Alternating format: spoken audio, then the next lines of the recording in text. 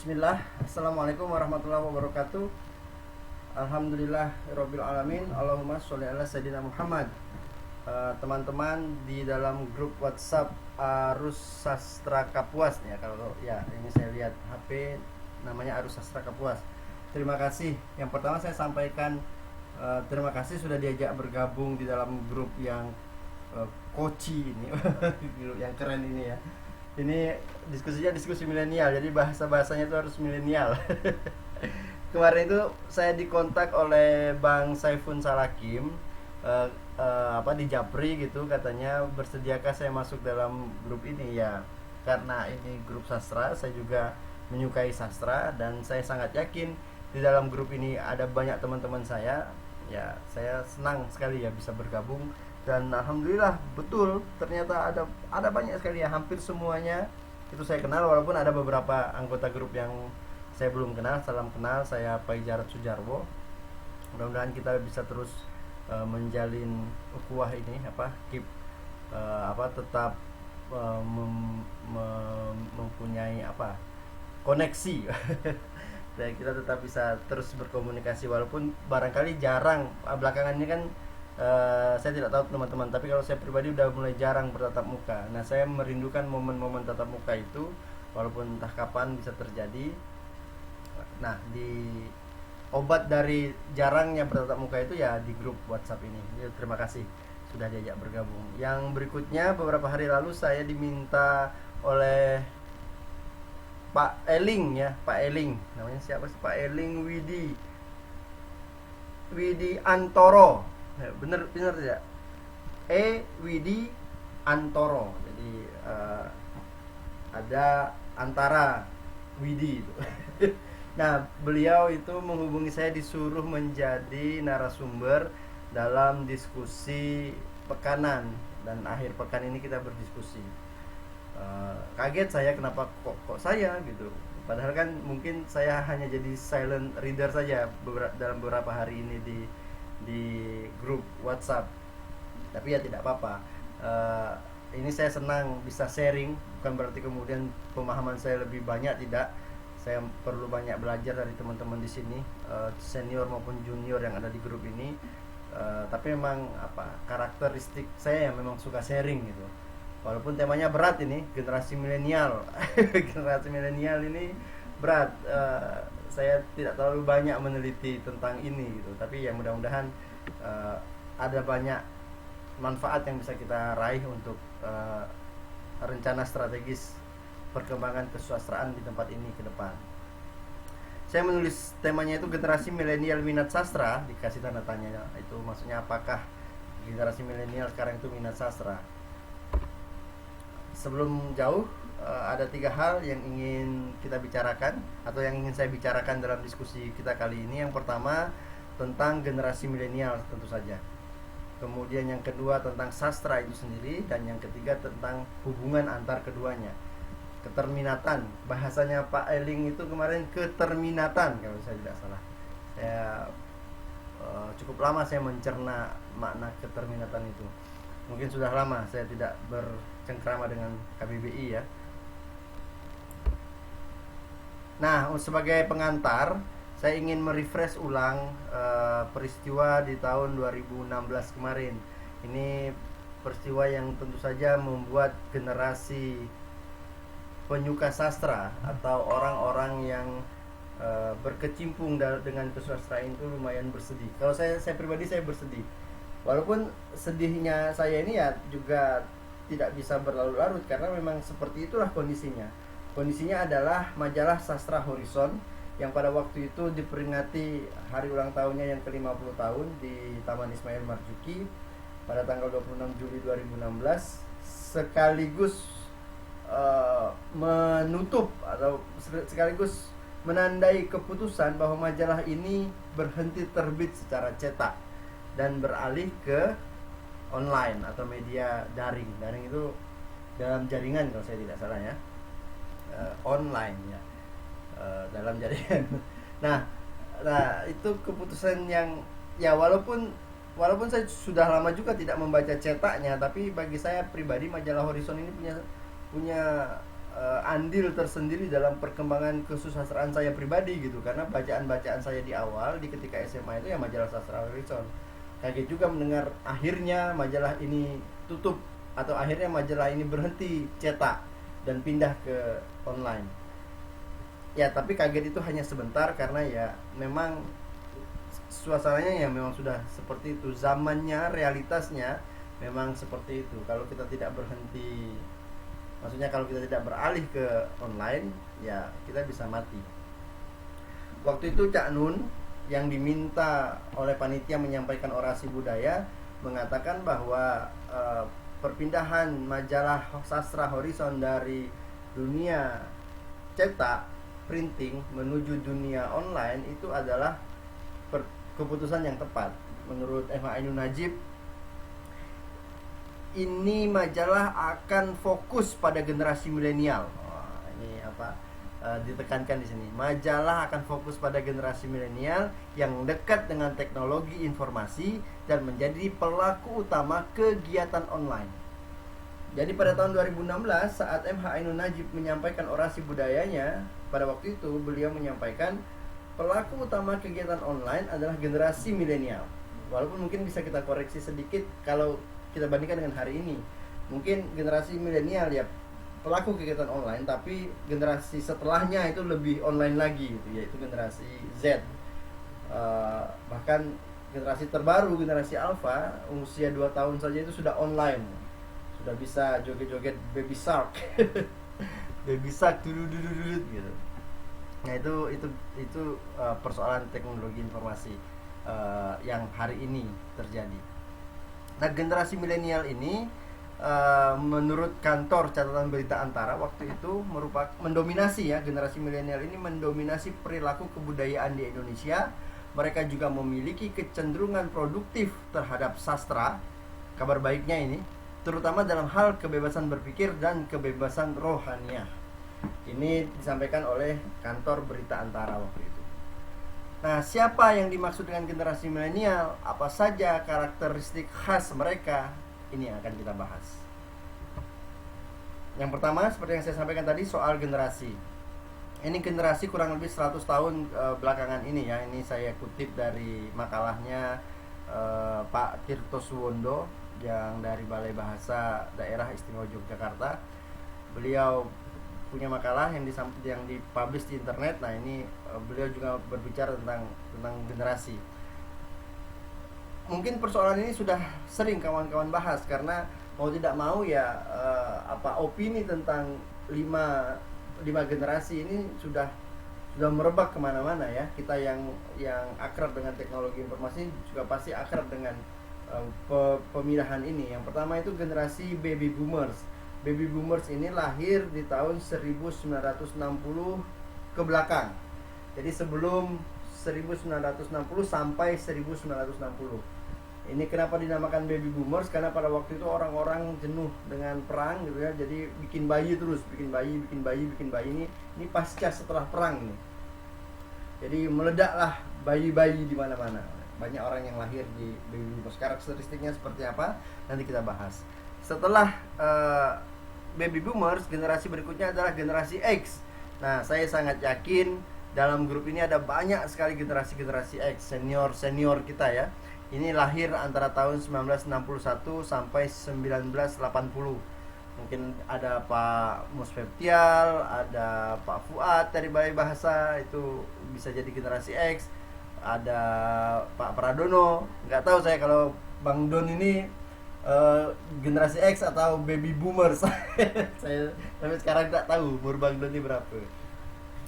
Lalu ya teman-teman kayak Bang Mering, Bang Budi Miang, Bang Nur Iskandar, ada Pak Sidik ya, Pak Sidik Nugroho, kemudian Pak Eling, ada Pak Saifun, itu orang-orang dari generasi X. Mereka ini senior ya. Teman-teman yang berada di generasi di bawahnya sudah sepantasnya belajar dari mereka ini. Saya pribadi banyak belajar dari para senior ini. Nah, setelah generasi X ada generasi Y. Saya ini bagian dari generasi Y. Saya lahir tahun 1981. Jadi tahun 1981 sampai 1994. Nah, inilah generasi yang disebut dengan generasi milenial. Ini kalau saya pada waktu itu mengatakan ini generasi antara gitu. Di tahun itu eh, anak-anak 1981 ini itu juga belajar mesin ketik, tapi mulai masuk belajar komputer. Pakai disket yang besar sekali itu, sampai ada disket yang mulai mengecil, sampai ada flash disk. Nah, sampai sekarang itu kita tak perlu flash disk lagi karena data bisa dikirim tanpa kabel. Itu generasi Y, generasi milenial yang akan kita fokuskan pada hari ini. Kemudian generasi berikutnya, generasi Z, lahir tahun 1995 sampai 2010. Lalu ada generasi Alpha, lahir tahun 2011 sampai hari ini. Baby boomers, kita percepat aja ya. Ya teman-teman bisa jadi sudah tahu ini, tapi kalau yang belum tahu ya semoga bisa jadi informasi tambahan buat mempelajari karakteristik manusia. Ini mereka punya karakteristik khusus anti peperangan, karena mereka ya lahir ya di masa-masa itu gitu, masa-masa ya pasca peperangan. Informasi-informasi yang mereka dapat ya informasi-informasi tentang perang. Anti pemerintah, menganggap bahwa tak ada yang tak mungkin, punya mimpi besar tentu saja ya, menjunjung kesetaraan hak dan kesempatan, sangat setia kepada keluarga terutama anak-anak, dapat memengaruhi orang lain, optimis dan ambisius, fokus pada pengembangan diri, memiliki rasa ingin tahu yang tinggi, berorientasi pada kelompok. Ini mbah-mbah kita, generasi baby boomers. Lingkungan kerja yang disukai, hierarki perusahaan cenderung datar, demokratis, memberikan kesempatan yang sama pada para pekerja, suasana hangat dan ramah. Kewajiban kerja mengharapkan semua pekerja menjadi workaholics, orang-orang yang giat bekerja, orang-orang yang punya semangat. Ini generasi baby boomers ini tidak menyukai konflik, tidak suka dengan perubahan. Ya nanti ketika muncul generasi berikutnya yang menawarkan perubahan, mereka ini apa sih gitu. Lalu cenderung menghakimi saat merasa sependapat dengan rekan kerja, sama self-centered. Apa ini, saya mungkin menerjemahkannya dengan agak egois gitu ya, tapi mungkin tidak juga. Self-centered ya, kalau ada yang tahu apa pengertian ini lebih detail mungkin bisa dikasih tahu dalam diskusi nanti. Saya tidak terlalu tahu ini apa maksudnya. Lalu etika dalam bekerja, dapat bekerja lebih keras saat mendapatkan motivasi. Mereka ini generasi pekerja keras, memiliki daya tahan kerja yang baik demi mengembangkan diri, mementingkan kualitas dalam bekerja, mementingkan efisiensi kerja. Persoalan komunikasi, suka berbicara empat mata dibandingkan melalui telepon atau email. Ya tentu saja mereka orang yang ketemuan langsung ya, ini generasi yang bertemu langsung. Saat ditanya akan menjawab seperlunya dan berharap ditanya lebih lanjut, tidak suka dengan manipulasi bahasa dan diplomatis. Mbah-mbah kita ini generasi baby boomers ini karakternya seperti ini. Lanjut generasi X. Nah, generasi yang ada di dalam grup ini, mereka itu adalah generasi X, lahir tahun 1961 sampai 1980, memiliki karakteristik khusus mandiri, pragmatis, mementingkan kesinambungan, menyenangkan, berpikiran luas, suka dengan keragaman, memiliki jiwa pengusaha, entrepreneur, memiliki ekspektasi kerja yang tinggi, lebih menyukai pekerjaan yang tidak formal, cenderung skeptis. Lingkungan kerjanya, suasana yang tidak kaku, jenjang karir yang jelas dan cepat, suasana dengan cara kerja yang efisien dan fleksibel, informasi yang jelas mengenai hal-hal yang berkaitan dengan manajemen perusahaan. Kewajiban kerja, tidak menyukai kekuasaan dari pihak tertentu, tidak suka dengan persyaratan kerja yang kaku, tidak sabar, sinis, menolak aturan, tidak memiliki prospek jangka panjang.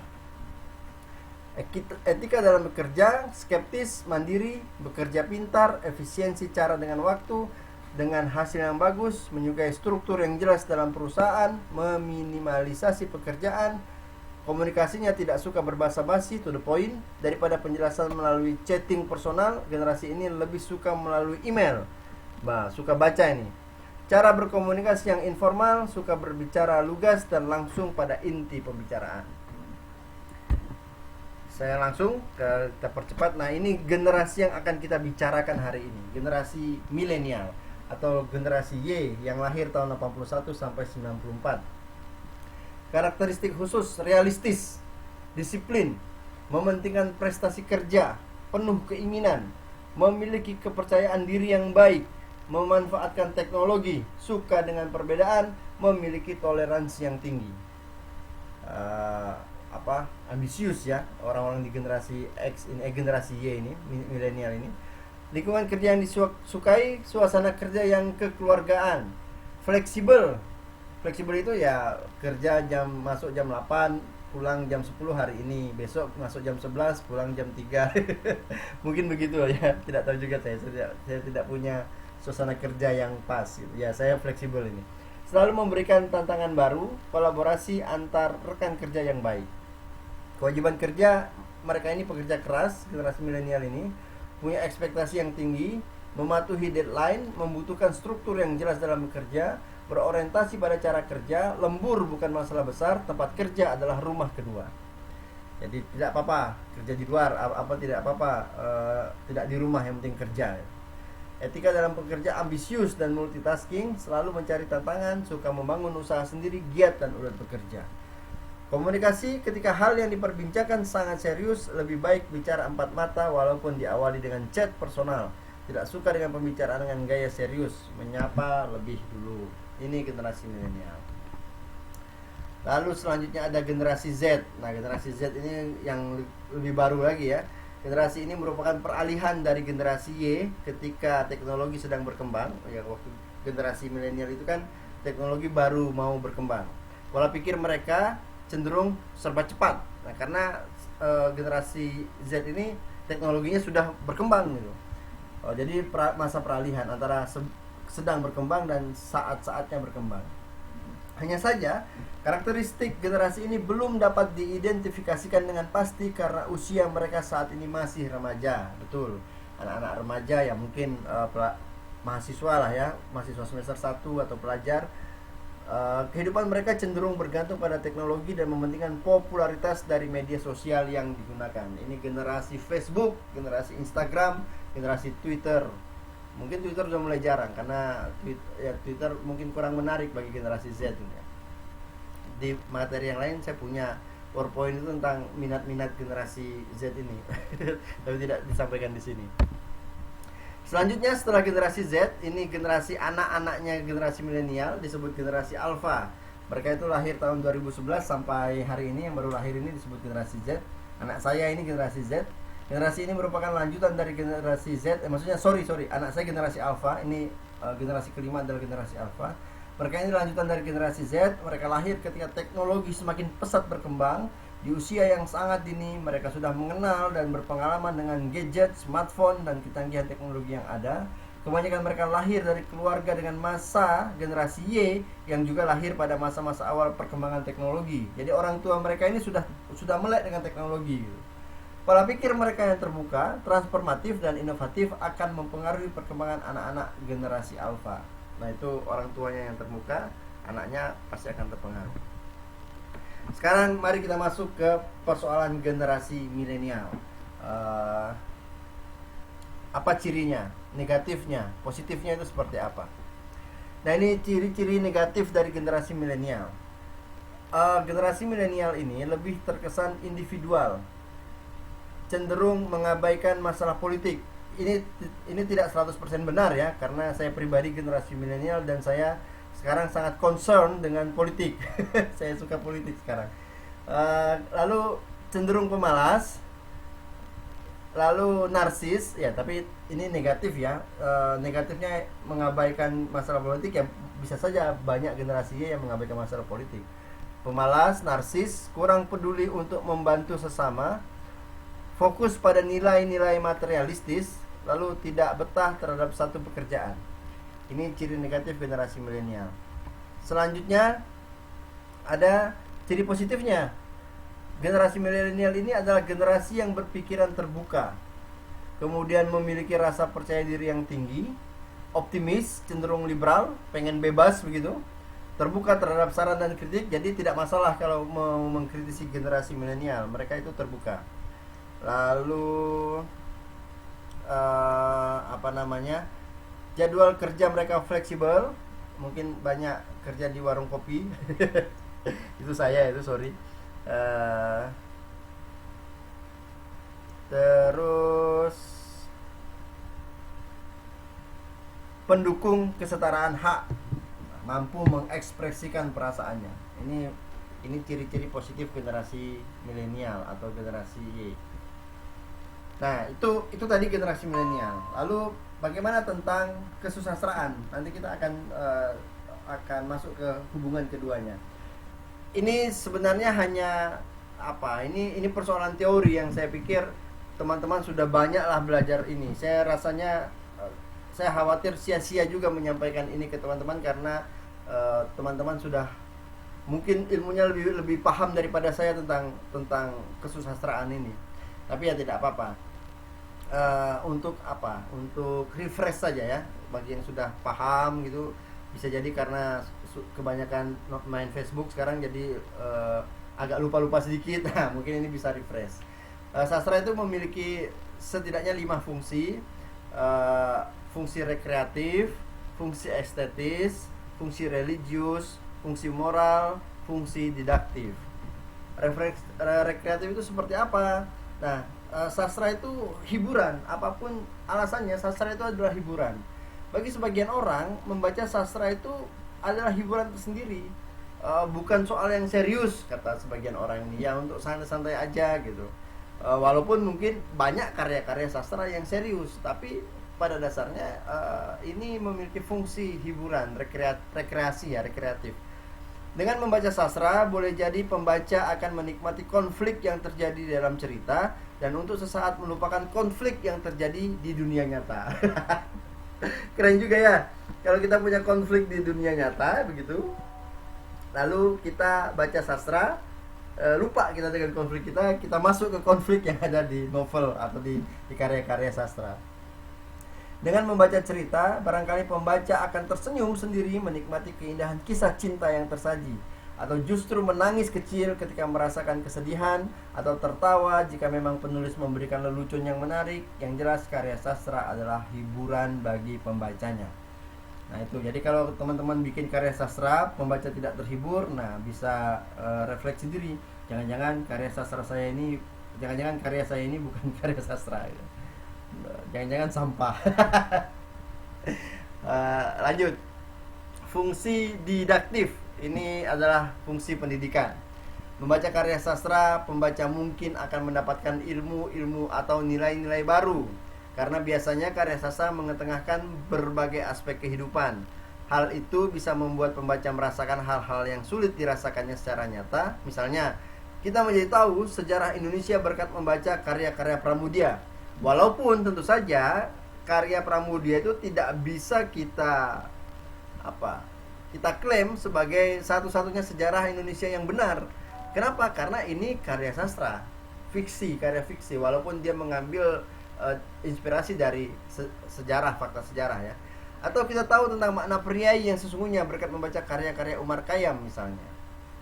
Nah, itu fungsi pendidikan dalam karya sastra. Dan banyak sekali karya-karya sastra kita yang mendidik. Fungsi estetis, sastra adalah keindahan. Jangan lupakan gemulai tarian kata yang berjejer indah di dalam karya sastra. Wah, ini teman-teman penyuka diksi ini ya. Winka, sihka. Ini gemulai tarian kata berjejer indah di dalam karya sastra, itu tidak boleh dilupakan. Sastra memiliki nilai keindahannya sendiri. Tidak harus rumit dan sulit dimengerti, tetapi keindahan harus tetap ada. Setiap penulis hendaknya mampu mengartikan keindahan apa yang dimaksud itu.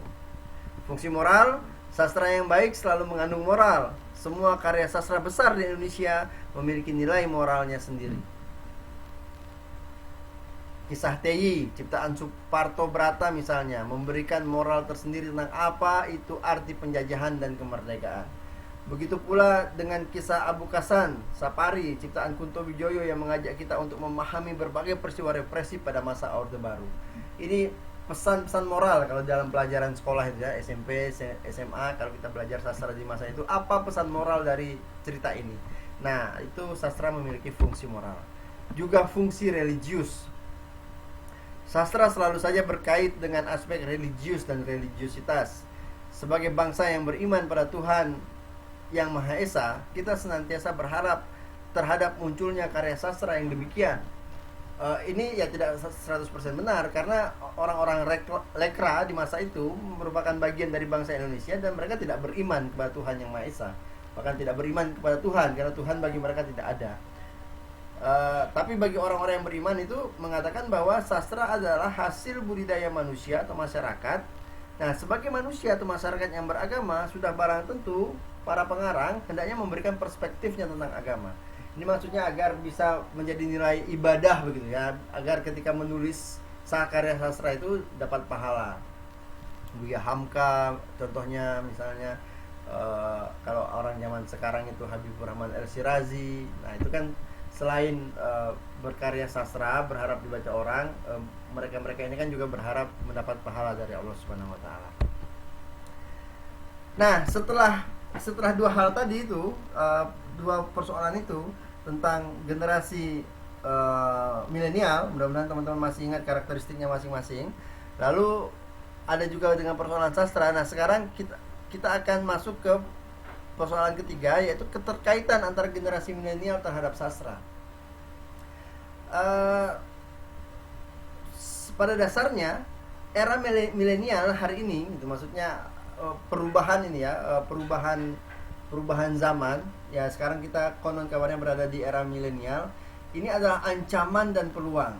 Kenapa ancaman? Karena bagi sebagian orang itu ya ini dianggap ancaman. Orang yang tidak mau maju ya, atau orang yang tidak mau masuk ke dalam teknologi informasi lebih dalam, mereka menganggap milenial ini adalah ancaman. Tapi mereka-mereka yang progresif terhadap teknologi informasi itu menganggap bahwa era milenial ini adalah era peluang. Saya pribadi mengatakan milenial ini, era ini adalah peluang bagi saya pribadi gitu. Nah, saya nggak tahu teman-teman yang lain. Tapi kita perlu juga melakukan beberapa pertanyaan reflektif yang bisa kita ajukan. Misalnya, apakah para sastrawan generasi milenial mampu meraih simpati pembaca generasi milenial dan sesudahnya? Maksudnya, apakah para sastrawan itu dapat mendapatkan pembaca gitu, dan pembacanya sama generasi milenial juga? Ini tidak bisa dijawab. Saya pribadi tidak bisa menjawabnya tanpa ada survei lebih lanjut. Ini harus dilakukan survei ya. Apakah para sastrawan generasi milenial telah mendaya gunakan alat-alat produksi sastra multimedia berbasis teknologi informasi dan komunikasi? Sekali lagi, semua pertanyaan yang ada di sini itu saya pribadi tidak bisa menjawabnya. Ini adalah pertanyaan yang saya lontarkan kepada teman-teman yang mungkin mudah-mudahan bisa ditinjak lanjuti. Atau sebaliknya, era ini lebih banyak menghasilkan generasi sastrawan yang malas. Tadi kan ada positif negatifnya ya. Karena kemajuan teknologi yang begitu cepat misalnya, sastrawan-sastrawan sudah terbiasa dengan sesuatu yang enak tanpa teknologi yang cepat, ya jadi akhirnya bertambah malas. Apakah seperti itu? Apa yang dapat dilakukan sastra bagi generasi milenial? Bagaimana generasi milenial memperlakukan sastra? Nah, ini yang nanti akhirnya akan kita ketahui dengan melakukan survei ilmiah atau survei tidak ilmiah, survei akademik. Maksud saya begini, di tempat kita ini kita sering berbicara, menyampaikan gagasan pendapat di tengah publik itu tanpa berbasis data yang akurat. Nah, sebenarnya saya sangat tertarik dengan pertanyaan atau pernyataan dari Bang Mudi Miang di dalam grup WhatsApp ini beberapa waktu lalu tentang standarisasi sastra itu seperti apa, bagaimana tentang apa yang dimaksud karya sastra yang berkualitas atau tidak berkualitas, bagaimana perkembangan suatu daerah maju atau tidak sastranya. Nah, pertanyaan-pertanyaan Bang Budi Rahman, Bang Budi Miang ini saya tuh sering ngopi dengan Bang Budi Rahman di masa lalu, jadi kangen juga dengan Bang Budi Rahman ini. Pertanyaan Bang Budi Miang ini pertanyaan luar biasa yang harus kita jawab sebenarnya. Nah, bagaimana cara menjawabnya? Ya tidak bisa sembarangan, tidak bisa diskusi warung kopi, tidak bisa dengan opini-opini tanpa data, tanpa basis data gitu.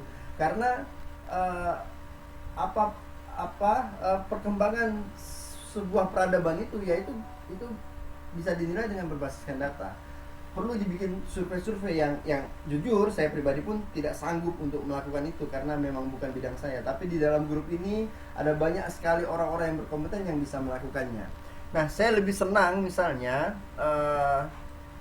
setelah ini barangkali ya ada gerakan seperti itu daripada kita kemarin membahas tentang sampah. Sastrawan kok bicara sampah? Sampah itu kan biasanya dibicarakan aktivis lingkungan. Ini mungkin penulisnya ya aktivis lingkungan juga gitu. Jadi kalau ngomong sampah atau tidak sampah itu sebenarnya itu persoalan sudah zaman dulu yang saya pribadi sudah meninggalkan ini. Tidak mau terlalu capek dengan persoalan ini gitu. Ukurannya apa? Nah, itu yang kita perlu. Kenapa ini bisa disebut sampah? Bagaimana cara memotivasi penulis sampah ini menjadi penulis berlian misalnya seperti itu. Nah, ini harus terukur tentu saja. Itu yang menarik bagi saya. Saya pribadi juga ketika diminta Pak Eling kemarin tentang keterminatan generasi milenial terhadap sastra, saya langsung menjawab dalam hati, tapi tidak saya sampaikan. Ini tidak bisa terjawab. Apakah generasi milenial Kalimantan Barat misalnya atau generasi milenial Indonesia itu suka dengan sastra atau tidak? Jawabannya itu harus berbasis penelitian, harus berbasis survei. Ini menurut saya ya. Kalau survei itu sudah dilakukan di Indonesia, mungkin dulu mungkin Taufik Ismail sudah melakukannya, tapi itu kan generasi sebelum milenial ya. Nah, bagaimana dengan sekarang gitu? Apalagi di Kalimantan Barat, saya tidak tahu. Pendataan yang dilakukan oleh Pak Mus dan teman-teman di Balai Bahasa itu bagus, itu mendata para sastrawan yang hadir. Tapi tentang bagaimana geliat pertumbuhannya untuk menandai sebuah peradaban di daerah ini, nah itu kita sangat memerlukan sekali. Nah, ini saya pribadi tidak bisa menjawab pertanyaan-pertanyaan di atas, atau sebut saja tidak mau gopoh ya, tidak mau terburu-buru menjawab persoalan ini. Ini semua memerlukan data dan fakta, minimal perlu dilakukan beberapa survei baik bagi para sastrawan maupun pembaca dari generasi milenial atau sesudahnya. Jadi mohon maaf kepada Pak Eling atau teman-teman semua tentang keterminatan ya. Akhirnya saya sampaikan sekarang. Saya belum mau berbicara apakah kita ini generasi milenial ini minat terhadap sastra atau tidak. Kalau minat kenapa? Kalau tidak kenapa? Nah, itu semoga saja bisa terjadi diskusi-diskusi selanjutnya. Usul dari saya, pertanyaan Bang Budimi yang beberapa waktu lalu itu diseriusi. Saya sangat yakin ketika itu bisa diseriusi, baik dari orang-orang akademik maupun dari sastrawannya langsung, dan dilakukan step by stepnya dengan metode-metode ilmiahnya, itu saya sangat yakin akan ada konklusi yang didapatkan untuk gerakan selanjutnya, begitu. Oke, itu dari saya. Nah, ini sedikit tentang, kalau ya saya tidak mendapatkan data-data tentang bagaimana minat generasi milenial terhadap sastra di Kalimantan Barat, karena mungkin belum ada datanya. Memang juga di Indonesia mungkin ada, tapi saya yang belum dapat karena waktunya yang terbatas untuk saya lakukan penelitian di Google.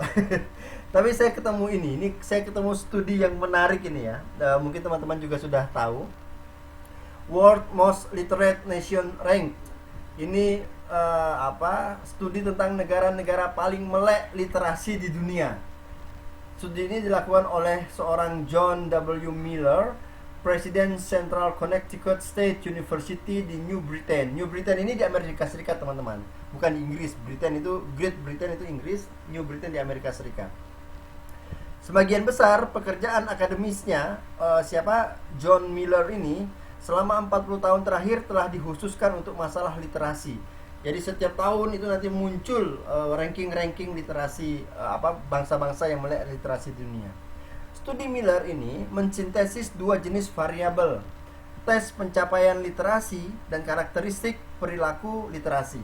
Nah, mudah-mudahan nanti ini kita bisa kaitkan dengan perkembangan sastra di Kalimantan Barat, bagaimananya itu. Nah, itu kayak Bang Ahmad Sofyan itu jago begini-begini nih. Pak Mus itu jago ya, bisa kolaborasi lah. Nah, ini hasilnya. Hasilnya itu ada 61 negara, maaf. Ya, hasilnya ada 61 negara yang disurvei. Nomor satu itu negara dengan melek literasi paling tinggi, atau negara paling literasi itu negara Finland. Ini disusul oleh Norway, ini tetangga-tetangganya ya, negara-negara Nordik ya, negara-negara Eropa Utara. Finlandia, Norwegia, Islandia, Denmark, Sweden, 5 besar itu dari sana. Swedia, terus dilanjutkan Switzerland, baru masuk ke Amerika Serikat, kemudian baru pindah ke Eropa Barat, ada Jerman, ada Latvia, ada Belanda, ada Kanada di urutan 11, ada Perancis di urutan ke-12. Saya mau baca semuanya kah ini? Ini ada banyak, ini ada 61. Kita cari Indonesia. Indonesia ada di mana? Kalau saya urut dari awal sampai akhir ini, tidak akan ketemu Indonesia sampailah ketemu akhir. Nah, Indonesia ada di urutan ke-60, di bawah Botswana, urutan 61. Botswana itu di mana? Saya tidak tahu. Botswana itu di mana? Jadi Indonesia adalah negara dengan dengan kondisi melek literasi terburuk di dunia. Di antara 61 negara, Indonesia adalah nomor 60. Ini kan mengenaskan. Dan ini tahun 2020 ya. 2019 sama nomor 60, 2018 sama, dari beberapa tahun belakangan ini ya sama. Urutan kedua terbelakang. Kalau kita tanya pejabat-pejabatnya, ya mungkin mereka menolak karena mungkin merasa sudah berkegiatan literasi. Tapi ya ini fakta studi yang dilakukan oleh Connecticut University. Oke, begitu teman-teman. Saya pikir mudah-mudahan ini bisa dijadikan pemantik diskusi bagi kita semua tentang, mohon maaf sekali lagi, tentang keterminatan apakah generasi milenial di Kalimantan Barat itu, atau di Indonesia atau di dunia itu minat terhadap sastra. Seperti yang saya sampaikan, tidak bisa menjawab pertanyaan-pertanyaan ini. Jadi mohon maaf kepada teman-teman di Arus Kapuas ini, sastra Arus Kapuas ini, bukan malah menjawab mendiskusikan tentang generasi milenial, apakah mereka minat atau tidak terhadap sastra, tapi malah memancing memancing kerusuhan. Maksudnya saya coba memancing diskusi yang lebih lanjut gitu, diskusi yang biar sistematis diskusinya, agar kita akhirnya bisa mendapatkan jawaban dari situasi dan kondisi kita yang sekarang. Nah, itu tentu saja bukan saya narasumbernya, teman-teman yang lebih kompeten. Ada pelaku sastra langsung gitu ya, yang muda-muda ini banyak sekali. Ada Pustaka Rumah Aloy, saya lihat di dalam grup ini, yang wow, begitu produktif menerbitkan buku-bukunya. Ada Bang Amrin juga aktif di sini. Ya itulah, banyak nama ya. Silahkan. Yang saya usulkan itu pertanyaan Bang Budi Miang. Jadi Bang Budi Miang bertanya, pertanyaannya itu sama saya tanyakan gitu. Yang mudah-mudahan itu bisa direspon lebih lanjut. Nah, terkait dengan persoalan ini, kita juga perlu membahas tentang bukan sekedar keterminatan, tapi bagaimana karya sastra itu mampu berpengaruh atau bagaimana karya sastra itu mampu hadir dalam kehidupan ini, dan kemudian memiliki warna tersendiri, 5 fungsi itu tadi.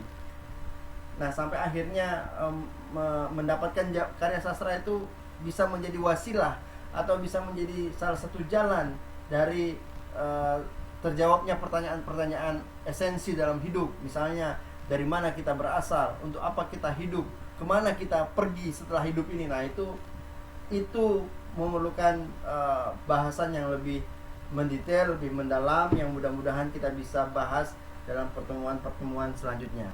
Sementara itu dari saya, mudah-mudahan setelah ini kita bisa berdiskusi via WhatsApp group.